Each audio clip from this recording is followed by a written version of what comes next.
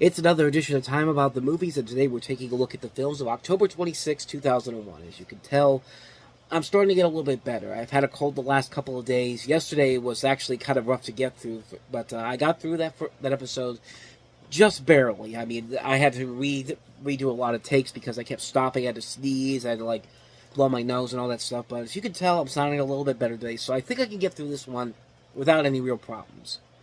I hope. But we got 5 movies to look at today. We have a packed show already, and I've already wasted too much of your time already. So let's just go ahead and get right to the films. And we'll start off with the biggest new release of the weekend, and that is Kevin Spacey and Jeff Bridges in the sci-fi mystery film K-Pax. Patient who claims to come from a planet he calls K-Pax. His behavior is unusual. That's a lovely configuration you're wearing. His story is unbelievable. You're really from up there?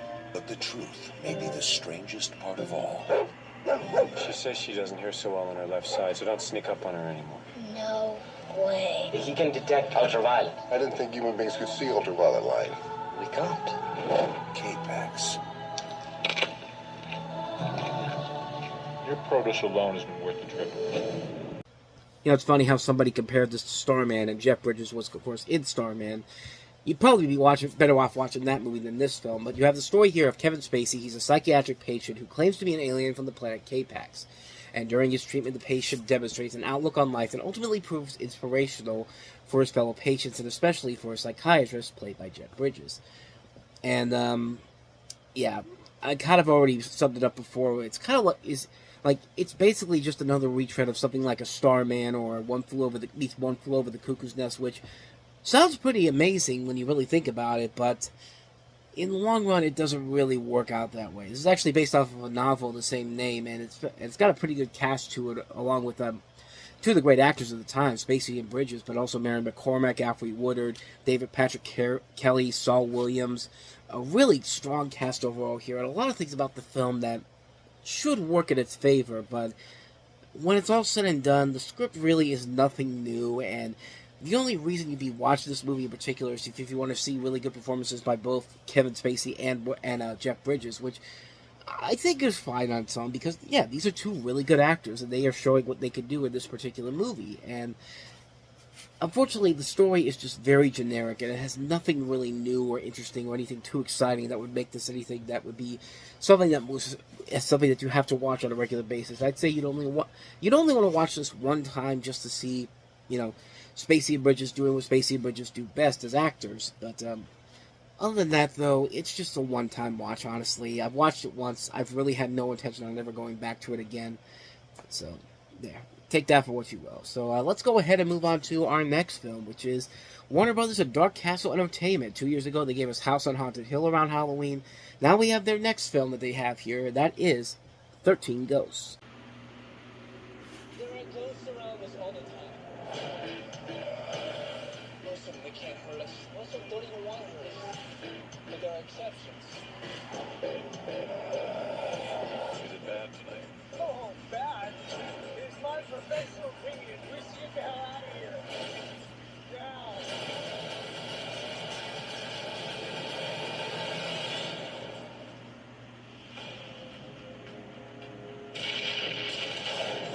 I represent the estate of your Uncle Cyrus. We have an Uncle Cyrus? Cyrus recorded this message 6 weeks ago. He asked it to be checked in the event of his death. Arthur, I've instructed my lawyer to deliver my last will and testament. Key? Key to what? A key to my new house. This house is the fruit of my life's work. Oh, my God. It is a one-of-a-kind home. It's marvelous, isn't it? Arthur, we've got some papers to sign in the library. After that, I would love to take you and your family around and tour of the house. All right, now I know I'm dreaming. Well, your uncle was quite a collector. Many things.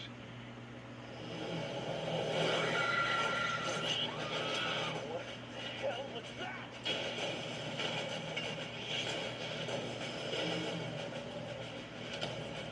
You're wasting your time.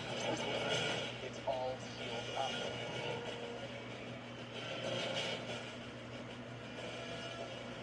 This house is not a house. We're in the middle of a machine. Powered by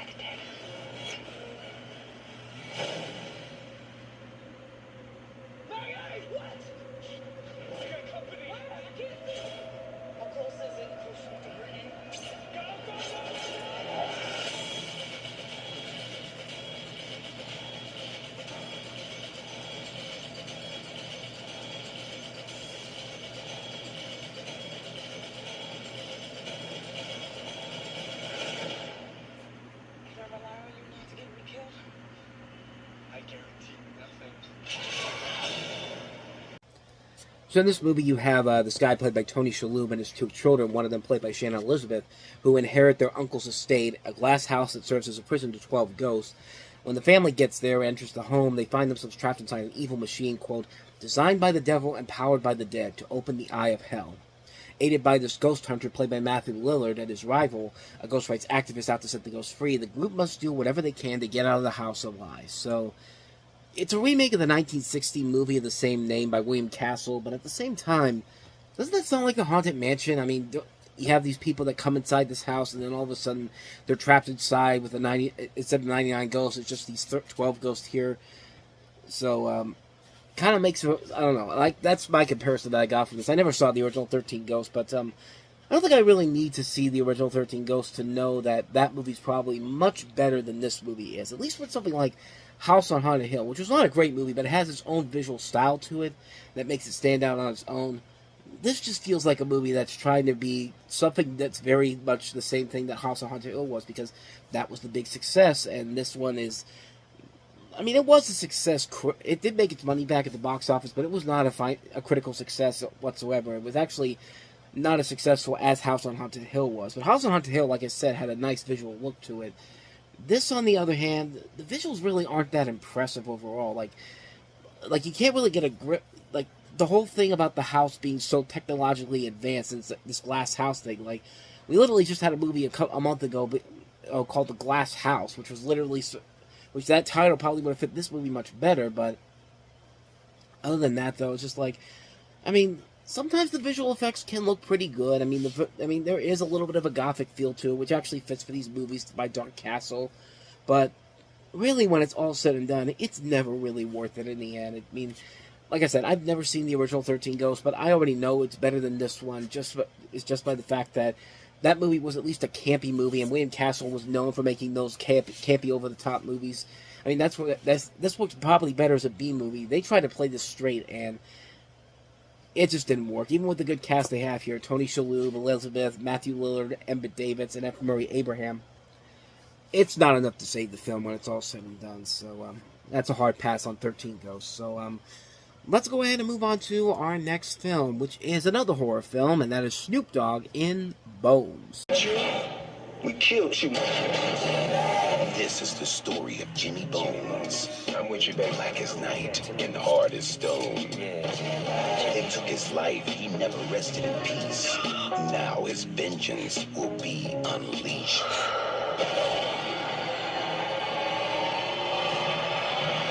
Snoop Dogg. All debts are paid, baby. Bones. Rated R. Starts Wednesday, October 24th. So in Bones, you have Snoop Dogg playing the title character of Jimmy Bones, who is a murder numbers runner that rises from the grave to avenge his death. And the trailer doesn't really show it here, but it's presented as an homage to blaxploitation films in the 1970s, and incorporates a lot of numerous elements from the genre. And yeah, the marketing for this movie probably did not help the film overall when it came out, but since it's had time to really be reevaluated by people, it has been seen as a fun little homage to those blaxploitation horror movies in the 70s. In fact, this did a better job of trying to recreate the same magic as the original horror movie it was trying to copy, like 13 Ghosts. But this movie really, really makes it work. And I mean, mostly it's because of the fact that you have a good director, Ernest Dickerson, who gave us, he gave us Juice, and also was Spike Lee's original cinematographer. But not only that, you forget that Snoop Dogg can actually be a really good actor. Even though I didn't like him in The Underdogs, which came out last month as of the time of recording this, and I did a review for that, which I thought it was just a mediocre movie. You forget that Snoop Dogg can act, and he does show that he has a lot of acting power in this movie. Plus he's paired up with Pam Grier in this movie. I mean, Snoop Dogg and Pam Grier, how can you go wrong with a movie with those two in them? And I was surprised that the effects still held up. I mean, the effects of that trailer did not look too promising, but when you watch the movie overall, the movie actually works in a number of different ways, which once you realize that it's supposed to be an homage to those blaxploitation films of the 1970s, and I think it works to the film's favor. It gives us films this very unique style to it that really is very different and very unusual, and it's a really solid film. It's one of those movies that I really went into it thinking that it's just going to be a movie that probably was at the bottom of the box office because it was not a good movie to begin with, but then when it was all said and done, I was just kind of like, you know what? That's actually pretty good. I'll give Snoop Dogg his credit. He actually was pretty good at this movie. He does carry the film overall. So yeah, I'd say definitely check this one out if you haven't seen it. It's actually really good. Like, it's one of those ones where it's just like, you'd be very surprised at how good this movie actually was. I highly recommend checking out Bones. It's definitely one that shows why it's a cult classic once you watch it years later. So that's Bones. So let's go ahead and move on to another movie with some music stars in them. The two of the guys from NSYNC. This is On the Line. They met on the train. Oh, man, let me get this straight. You didn't get no name, no number. But he missed his chance. What is wrong with this guy? It's embarrassing when everyone knows you as the guy that always chokes. Again? Now, the whole city He wants to interview you for the paper. is out to help him find I her. just wish I knew where she was. We're looking for this girl. Anybody see this girl? On the Line, directed by Eric Ross, featuring all new music by NSYNC and Britney Spears. Rated PG. In theaters everywhere Friday. So in this movie, you have one of the guys from NSYNC. I actually don't know now at the top of my head, but the girl on the train is Emmanuel Shariki from Snow Day, and she only spends the rest of the movie he only spends the rest of the movie trying to reunite with her. One of those, love at first sight things, aided by his best friend in a quest of posters and signs that soon gave public notice. Will he ever find his soulmate? It's a romantic comedy with the guys from NSYNC. What do you think is going to happen? And I love how Lance Bass, who I guess is the main guy in the movie trying to find Emmanuel Shariki. I love how he basically blamed the box office on this because of what happened with September 11th. And he actually said this in his autobiography where he said, halfway through the press junket, the president declared war, and that was it. Our film was finished.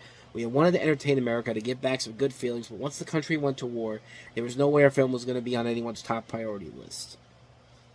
Miramax could have just moved this from a different time. Plus, you're opening it in October. Family films don't do well in October. I don't understand why people don't understand that. But then again, this was before DreamWorks kind of opened the door with Shark Tale and then Wallace and Gromit, and maybe October is. I don't know if October is still considered considered now a prime time to release family films because all the kids are back at school. You only get the real box office when the weekend comes around. So I don't know. But in this film's case, it's just like, if you really wanted this to be a success, you should have opened this somewhere later down the road, well, like February or March or something like that. I don't know, maybe about the summertime, but the movie itself is just basically a thing for NSYNC to get their attention out there, but NSYNC was kind of losing their spark at this point. I mean, they wanted to make a movie that was on the level of something like A Hard Day's Night, but A Hard Day's Night we talked about before on the show. That movie still holds up. It actually had a purpose to it. This movie just felt like a film that was just really trying to branch out the NSYNC guys as like the next big movie stars, and it's a movie that really does not hold up well over time. It's a film that is really, really misguided on so many levels, and I wouldn't be surprised if Lance Bass and Joey Fatone would actually be good actors, but they needed a better script than this, man. I mean, nothing about this movie was really going to do anything different for them. And even for Emmanuel Shariki, who I really like her. I thought she was really hot in Snow Day, but I grew up at the time when I could think that, and that wouldn't be weird. But I mean, she still looks beautiful, even over 20 years later. But it's not her fault. It's not anyone's fault in the cast that the movie is bad. It's just the script overall doesn't have anything funny to give these people to work with here. The director's not even that great either. This guy, Eric Bross, who I've never heard of some of the other movies he directed. I mean, the most notable film I see on here are Johnny Capalla, Back on Board, the Johnny Tsunami sequel, and Vacancy 2, The First Cut, which was a direct-to-video sequel to Vacancy. If those are the... he also did the Martha Stewart TV movie where she went to prison. I mean, yes, that's something, but, yeah, this guy has not done anything of noteworthiness since this movie came out, or even before then, so this guy's not that great of a director overall, so that's your second mistake right there. I don't know, a better script probably may have saved this movie, maybe a better director, maybe he got a seasoned film director, but not in a movie like this, though. You really needed to get some people that knew what they were doing, and give these guys a good script to work with here, but it's just a generic movie. It's a film that you see it, you can pretty much predict what's going to happen. They're going to get together at the end. There's no big surprises whatsoever. It's just like yada yada yada. We've been through this already. It's just like you expect so much more from it, but unfortunately, it's not worth it when it's all said and done. So yeah, this isn't worth it. On the Line, yeah, not so much. And once again, the best movie that came out this weekend was one that was not shown in theaters everywhere around this time. Let's talk about Richard Kelly's Donnie Darko. It was as though this plan had been with him all his life. Now, in his 15th year, crystallized with the pain of puberty. I haven't seen stuff. Well, I think what you're talking about is an act of God. Time's running out. Donnie Darko. I just gotta stop. Rated R. Starts Friday. So in Donnie Darko, you have Jake Gyllenhaal playing an emotionally troubled teenager who advertently escapes a bizarre accident by sleepwalking, and he has visions of Frank, a mysterious figure in a rabbit costume, who informs him that the world will end in just over 28 days. Now, there's a lot of notable things about this particular movie. In fact, Richard Kelly has said that it was because of Christopher Nolan and his wife Emma Thomas, he basically thanked them for basically getting this movie out there. I mean, they were the ones who were instrumental in getting this a theatrical release. I mean, this was almost going to go straight to TV as a cable movie for stars. And there was a lot of things against this movie from the very beginning. Like, there's a shot where Donnie firing a gun became one of the big problems for why Richard Kelly couldn't sell the film to a studio, because the Columbine High School massacre just happened at that point. There was a lot of licensed songs that prevented problems. They had to pay to get those in there. And the film essentially was almost removed entirely for a theatrical release. And he also had to cut down 30 minutes of film, which was later re-edited into the director's cut, which came out a couple years later. And then, of course, there was a scene where there's an accident involving an aircraft. And, of course, September 11th had just happened, which basically dampened any chance of this movie making a success at the box office. And the film kind of crashed and burned when it came out, but it has since gone on to have that massive cult following in the years since, and there was even a sequel that was not involved with Richard Kelly in any way, shape, or form that went straight to DVD, S. Darko, which I've seen, and I immediately regret ever seeing that movie. But this original the original Donnie Darko is a classic movie. I mean, Jake Gyllenhaal's great in here. You got a cast that also includes Jenna Malone, Maggie Gyllenhaal, Drew Barrymore, who was one of the producers, Mary McDonnell, Catherine Ross, Patrick Swayze, Noah Wiley, Devay Chase.